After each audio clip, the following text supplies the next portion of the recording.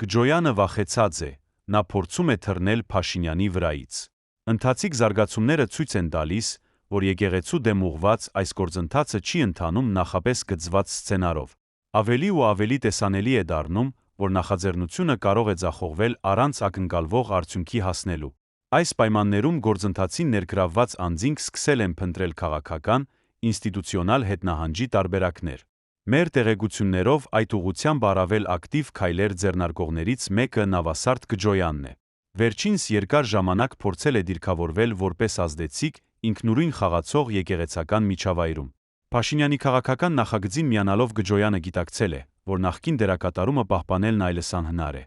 սակայն հաշվարկել է, որ գործընթացի արագ հաջողության դեպքում ինքը կվերադառնա առավել ուժեղ դիրքերից չեզոքացնելով իր տիրադավ անցյալի ազդեցությունը։ Ներկայում, երբ այդ հաշվարկները չեն արդարանում, Գջոյանը, մեր տեղեկություններով, փորձում է ձևավորել այլընտրանքային ինքնապաշտպանական նարատիվ։ Մասնավորապես, իր նեղ շրջապատում շրջանառվում են պնդումներ, թե նա իրականում չի եղել տիրադավ շարժման գաղափարական մասնակից,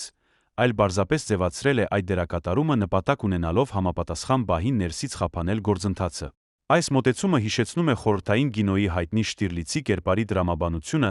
իբր ներթափանցում հակառակորդի համակարգ այն ներսից վերահսկելու կամ քանդելու նպատակով։ Սակայն եկեղեցականները ծիծաղով են վերաբերվում չստացված Շտիրլից Գջոյանին։ Տարածված գնահատականների համաձայն, ներսից վերահսկողի այս նարատիվը ավելի շուտ վկայում է գործընթացի հնարավոր բարդությունից բխող անհանգստության մասին, քան երկարաժամկետ հաշվենկատ ռազմավարության։ Այն դիտարկվում է որպես հետքայլի քաղաքական տեխնոլոգիա, ուղղված հնարավոր պատասխանատվությունից խուսափելուն և եկեղեցական վերնախավի, մասնավորապես վեհափարի ներողամտությանը արժանանալու փորձ։